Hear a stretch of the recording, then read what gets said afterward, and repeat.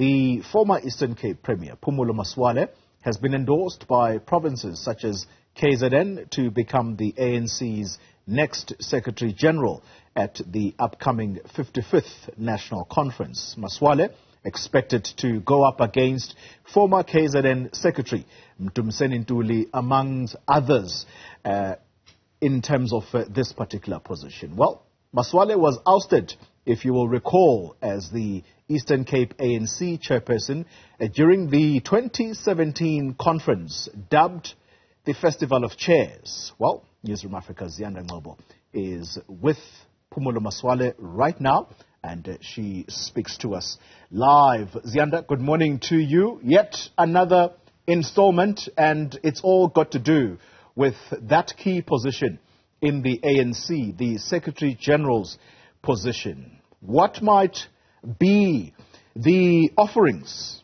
of Phumulo Masualle to head up such an important office of the ANC? What does he have to offer?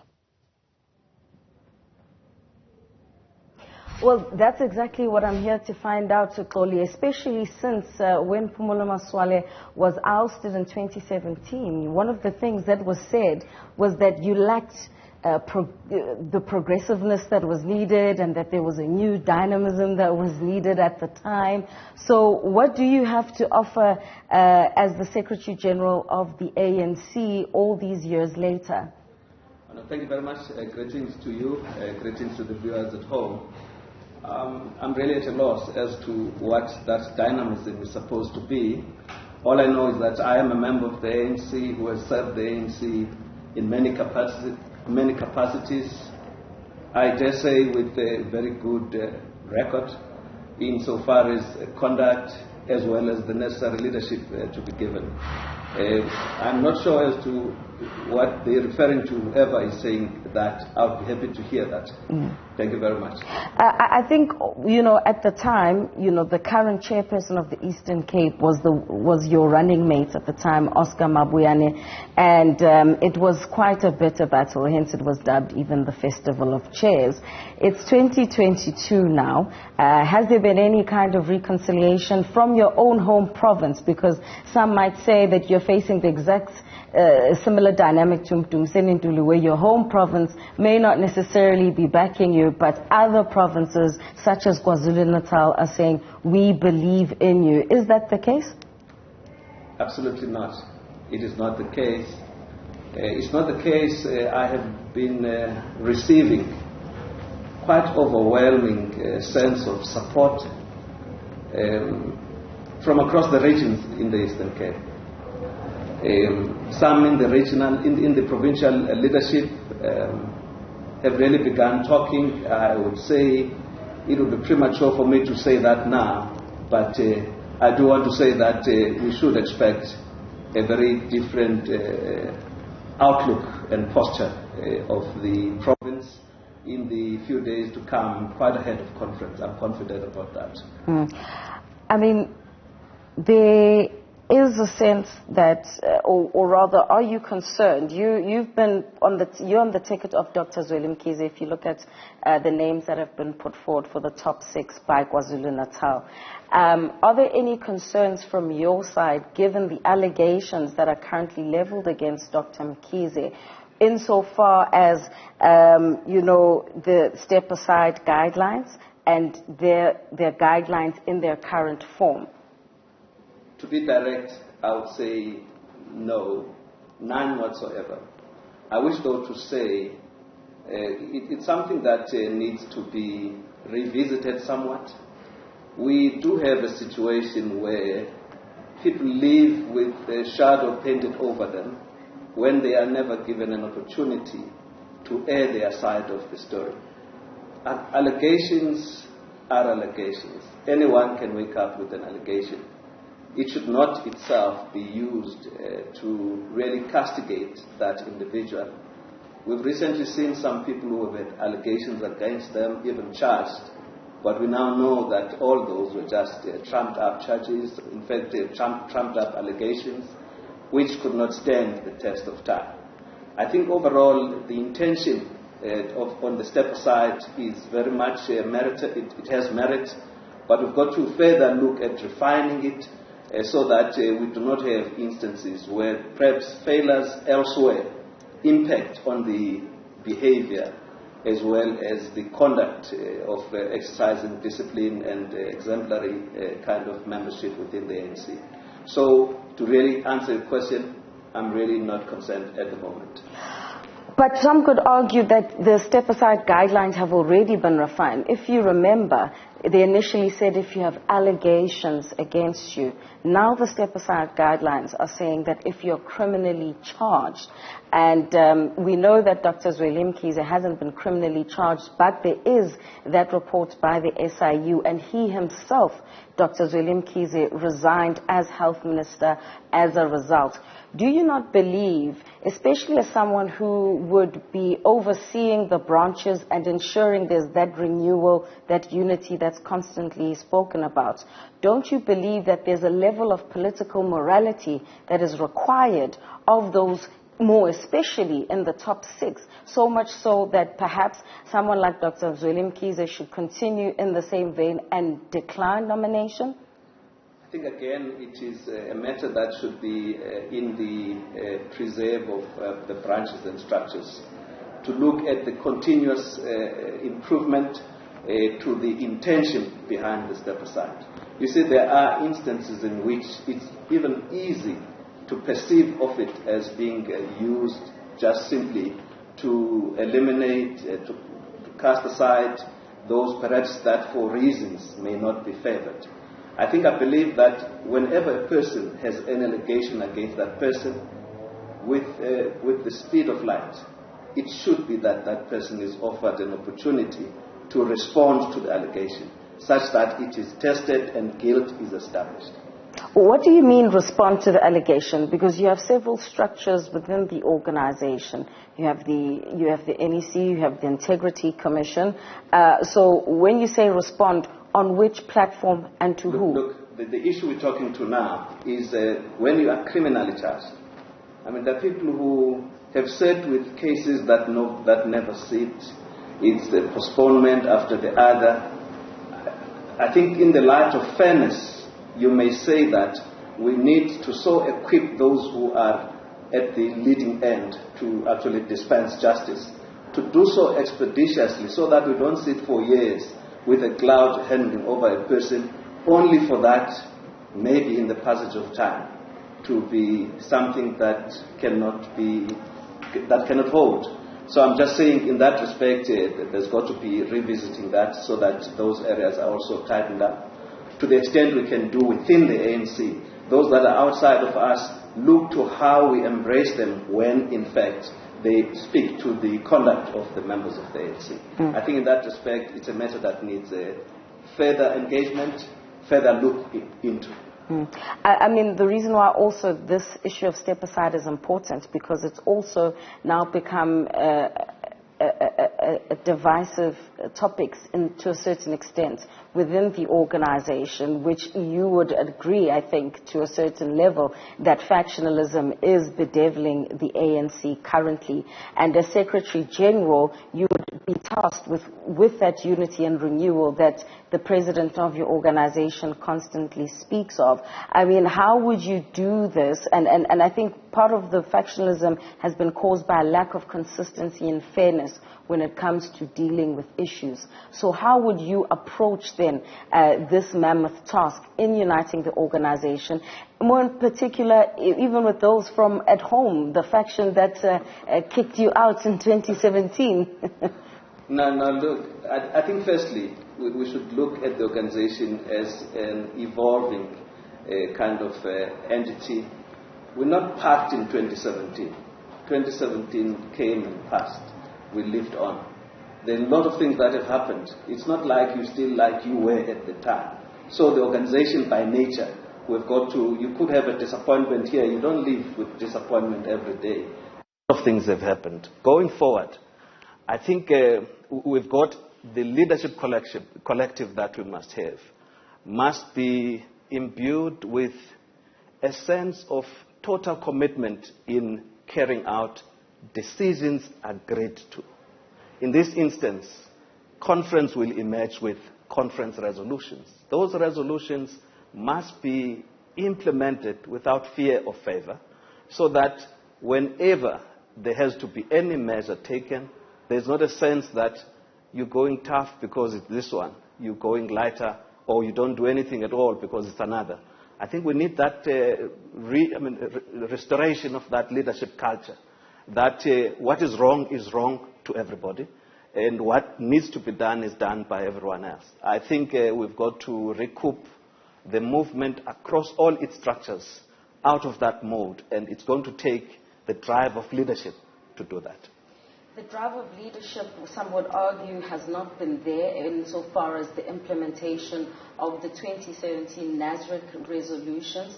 Would you agree with that, that there has been a failure to really, especially the deployees in the government, including or led by President Cyril Ramaphosa, to implement then the decisions taken at conference?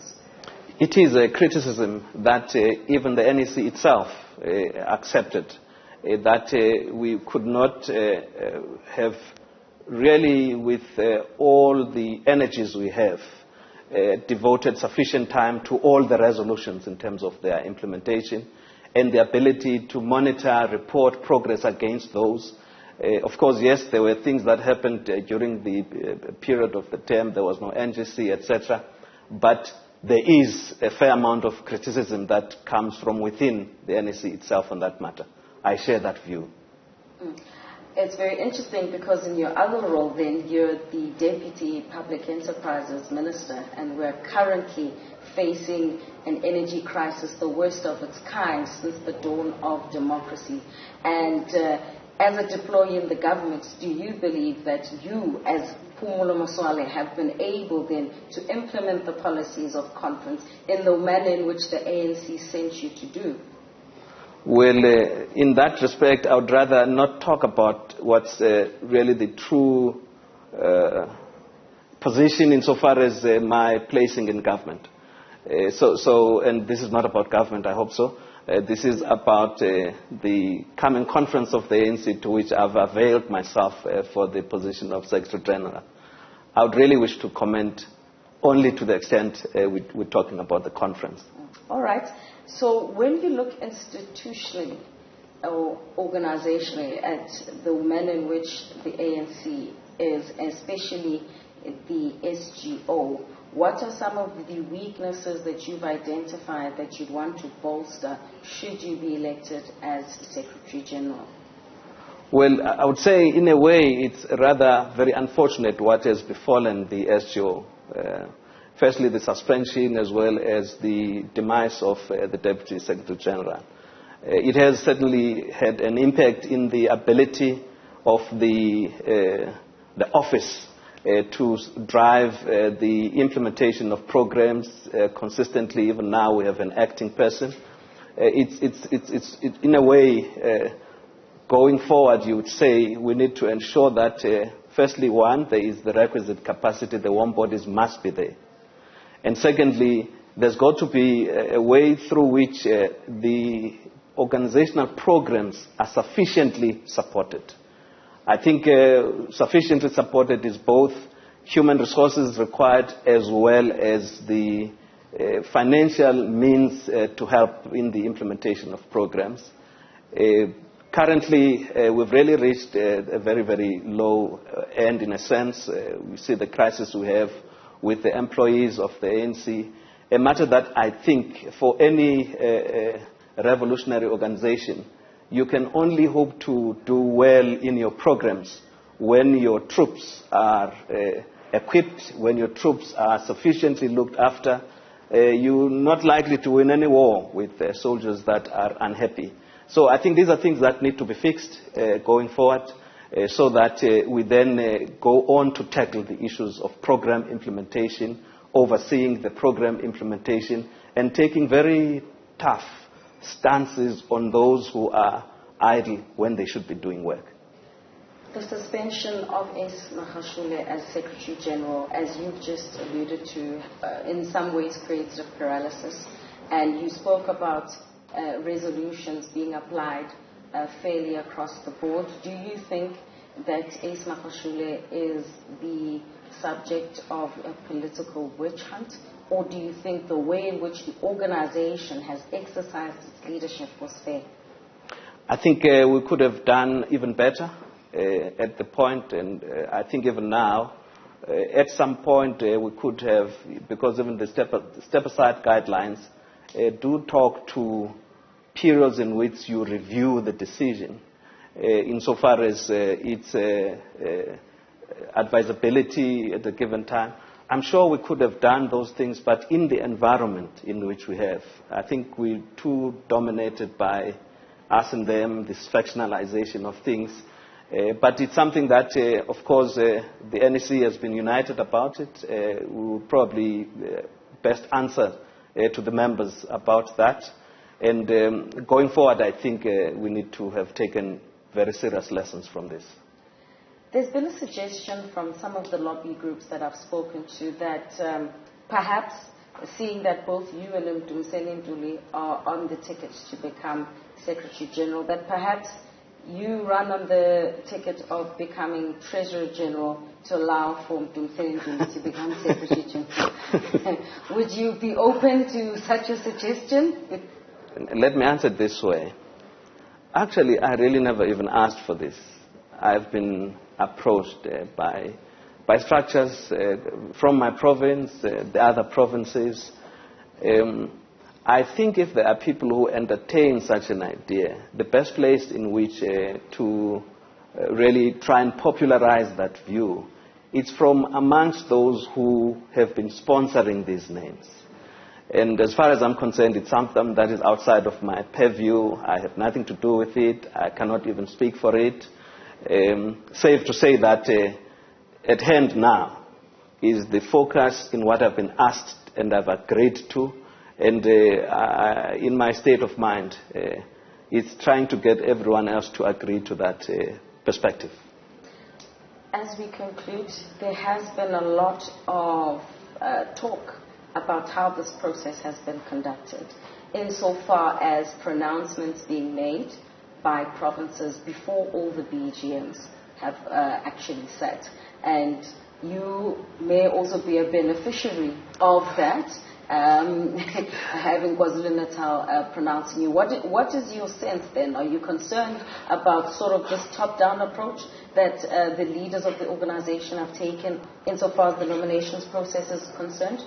Yeah, my wish would have been, at the first instance, there was an indication that there was stepping away from the framework, the context as agreed, driven by the Electoral Commission.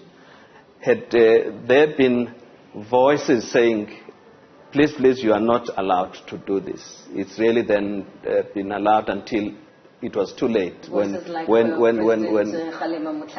I wish he had spoken earlier on the matter. Yes, I also share the view that, in a sense, it should have been that branches were allowed to exchange their views and converge in their regions as well as in their provinces, as envisaged in the process. Yes, in a way, one has become a casualty, a beneficiary of that, but credit, though, must be given to those of KZN. They held back. They still said, let us go to our branches. Let the branches speak themselves out. Let's hear what they say. And on the basis of that, made a pronouncement. So you might fault it, but it is far, far better than what we've had elsewhere.